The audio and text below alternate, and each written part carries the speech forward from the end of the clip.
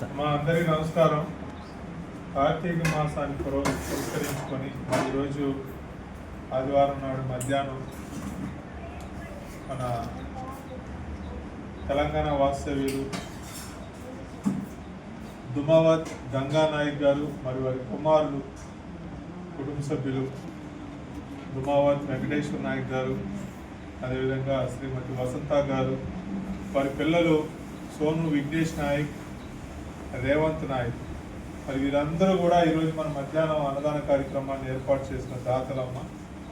మరి గంగానాయక్ గారికి, వెంకటేశ్వర నాయక్ గారికి, మరి ధర్మపత్ని వసంత గారికి, మరి పిల్లలు సోను విఘ్నేష్ నాయక్, రేవంత్ నాయక్, వారందరికీ కూడా ఆ పరమేశ్వరుని ఆశీస్సులతో పాటు మీ అందరి ఆశీస్సులతో మరి వారి కుటుంబం వృద్ధి చెందాలి. వారు నిండు నూరేళ్ళు ఆయురారోగ్యాలతో అష్టైశ్వర్యాలతో సుఖ సంతోషాలతో ఆనందంగా జీవించాలి.